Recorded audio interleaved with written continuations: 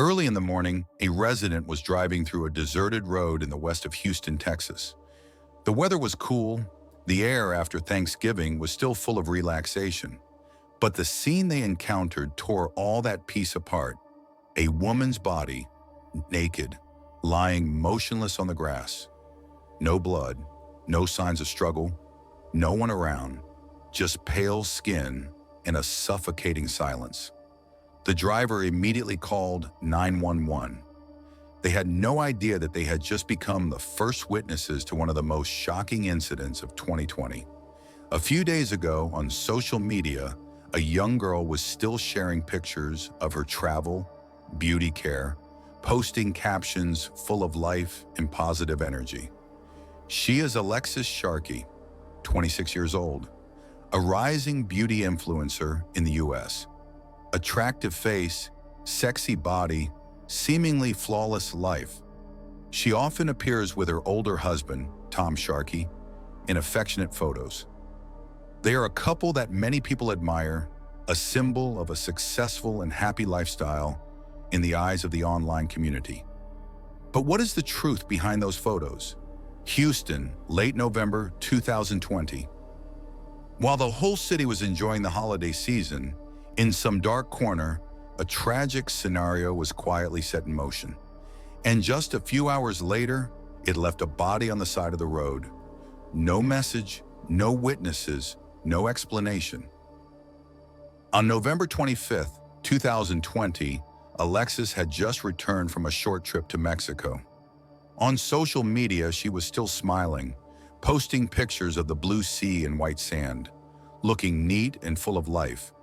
But to those close to her, they began to sense something was wrong. On the evening of the 26th of Thanksgiving Day, Alexis had dinner with her husband Tom Sharkey at their home in Houston. That was also the last time anyone confirmed seeing her. The next day, on November 27th, Alexis did not respond to messages from friends. The phone rang, but no one answered. Messages asking about her gradually piled up, but no response was received. At around 6 p.m. on the 27th, some of her close friends felt worried. One person said that Alexis was in constant contact every day, even talking every few hours. Such a sudden silence was very unusual. One of her friends tried to go to her house to look for her, but no one answered the door. She disappeared without a trace. What made the incident even more suspicious was what Alexis had shared before. In private conversations, she revealed that her relationship with her husband was under a lot of stress. She had said that she felt controlled and that she intended to move out. A close friend said that Alexis had once said, "If anything happens to me, it won't be an accident." For someone who was so active and constantly updating her status, this silence was worrying. Not because Alexis is addicted to social media, but because she always kept in close contact with her closest loved ones. To disappear without warning, without even responding to an emoji, to them was a sign that something was very wrong. While friends and family searched in confusion, the next morning, November 28th, a woman's body was found on the side of Red Hall Lane, less than 5 miles from her home. Although her identity was not immediately released, many began to suspect the worst. Back to the evening of the 27th, the time period that was considered a pivotal moment. Tom Sharkey told police that his wife left the house in a state of anger, without taking any personal belongings.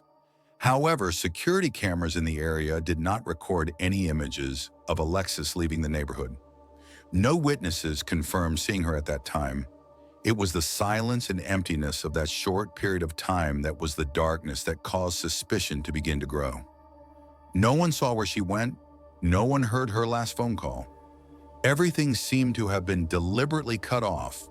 The case is not just a disappearance, but also carries with it psychological layers and warnings that were once spoken by the victim. But no one expected those to be the last words.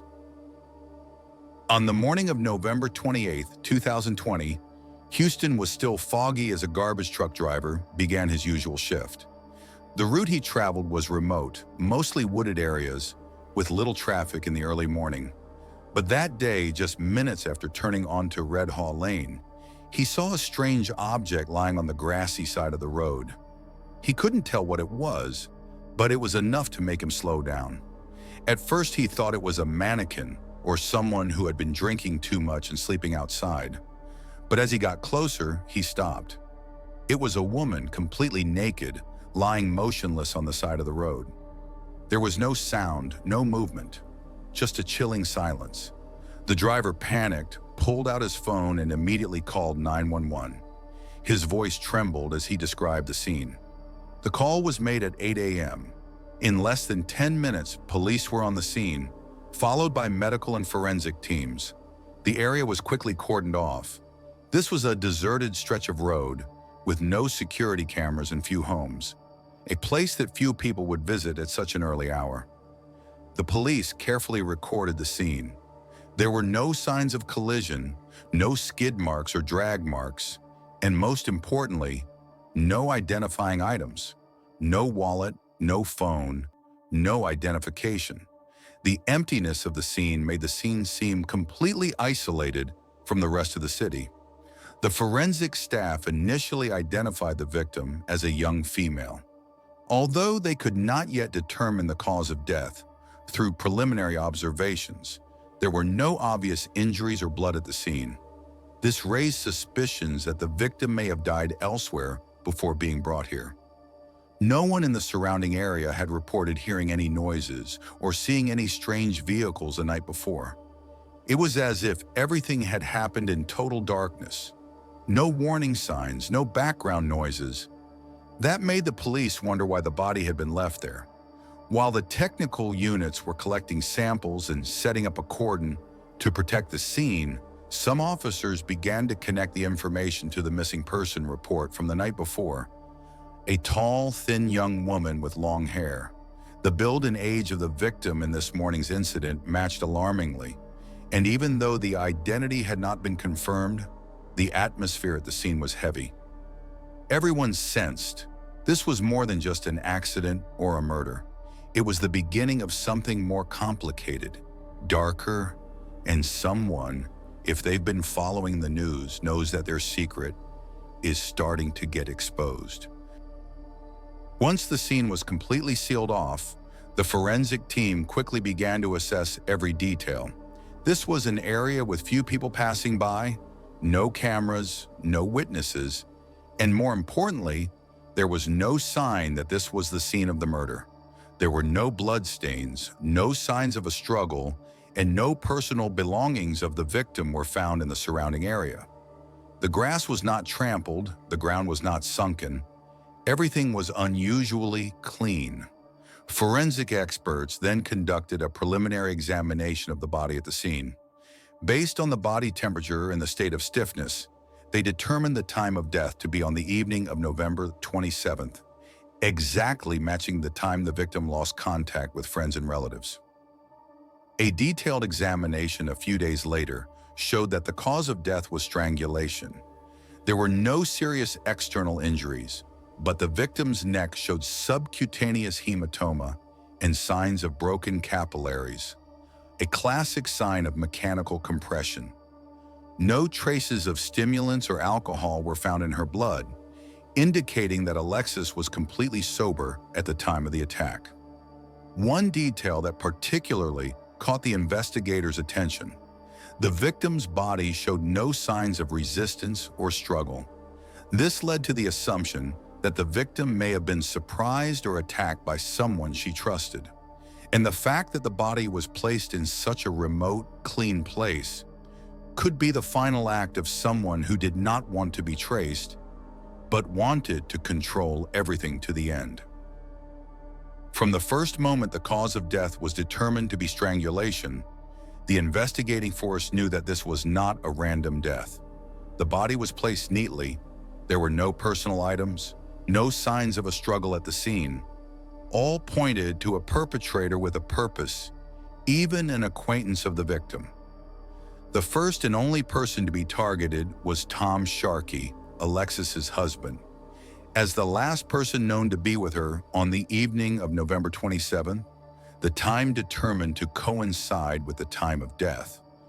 Tom was quickly approached by the police to take a statement. During the first work session, Tom said that the couple had a small argument. According to him, Alexis left the house in anger in the evening, without taking her phone or wallet. When asked where she was going, Tom simply said she needed some space. He had no evidence that Alexis left the house. No cameras, no witnesses. This is where investigators began to get suspicious. A person who had a habit of sharing everything on social media, suddenly completely silent for nearly 48 hours before being found dead? In addition, close friends said Alexis never left the house without her phone, even when taking out the trash. Further questioning over the next few weeks revealed more holes. Tom changed details in his testimony. Sometimes he said his wife left in a car, other times she left on foot. Sometimes he said he didn't know anything about her close friends, then later said he had met them a few times. From the small details, the inconsistencies gradually painted a portrait of someone trying to shape the story to his advantage. Meanwhile, investigators began to dig deeper into the couple's relationship. Text messages between Alexis and friends were extracted, showing a picture far different from what social media portrayed. She had shared about feeling controlled, feeling unsafe, and intending to move out. A friend revealed that Alexis had said, "I feel like I'm being watched in my own house." Not only that, data from Alexis's phone and computer showed no signal after the evening of the 27th, the same time Tom said she had left. GPS data from Tom's phone also did not match the route he reported. And most of all, there was no sign that anyone other than Tom was present at or near the scene of the incident. Finally, the investigating force compiled everything. Physical evidence showed that Alexis did not leave the house. The body was deliberately arranged. There were no signs of a struggle at the scene. Tom's testimony kept changing. The relationship was confirmed to be tense before. No one else had a motive or an opportunity. By September 2021, after nearly 10 months of building their case, police formally obtained an arrest warrant for Tom Sharkey on murder charges. But when they tracked him to his current residence in Fort Myers, Florida, the case took a surprising turn. In the early morning hours of October 6th, federal agents approached the home where Tom was staying with relatives. When they knocked on the door to announce the arrest warrant, Tom did not respond. During a few minutes of silence, the agents heard footsteps upstairs. They rushed in and found Tom had taken his own life in his bedroom. With the only suspect dead, the case was closed on a criminal basis. There was no trial, no opportunity for questioning, argument, or rebuttal. But in the eyes of the investigating agency, all the pieces of the puzzle were complete. A man with a clear motive, favorable opportunity, evasive behavior, and a series of contradictory statements, all leading to a single name. In early October 2021, when all leads were closed and the chain of evidence was complete, Houston police officially issued an arrest warrant for Tom Sharkey, the husband considered the only suspect in Alexis's death. From inconsistent statements, conflicting GPS data, to evasive behavior for many months, every element showed that this was not a random disappearance, but a carefully calculated crime. For the prosecution team, the case was considered difficult, not because of a lack of evidence, but because there were no direct witnesses or video recordings of the crime. However, they were ready to present the entire chain of unusual behavior of the suspect, from controlling, isolating his wife in their married life, to silence and hiding after the victim passed away. The key witnesses will be Alexis's friends and family who have heard her talk about her fears and her desire to leave the marriage. But just when everything seemed ready for a court date, it all came to an abrupt halt. Before the warrant could be executed, Tom Sharkey took his own life at his Florida residence, an act that ended any chance of a trial. There was no trial, no confession, and no defense was heard. Houston police later held a brief press conference, during which a representative of the investigating agency said, We have no doubt about the direction of the investigation. All the pieces fit together, and unfortunately, we cannot bring this case to justice in the normal way. The suspect's death not only closed the criminal case, but also left an unfillable void in the community's psyche. Public opinion reacted strongly. Thousands of people mourned the fate of Alexis, a young promising woman, but also expressed frustration that justice had not been served properly. The hashtag #Justice for Alexis spread across social media as a form of remembrance and protest. The case thus transcended the context of a trial. It became a profound reminder that some crimes are closed not by a verdict, but by a silent act, carrying with it the secret and the truth that was never spoken. The death of Alexis Sharkey leaves an unfillable void, not only in the hearts of her family and friends, but also in the public consciousness.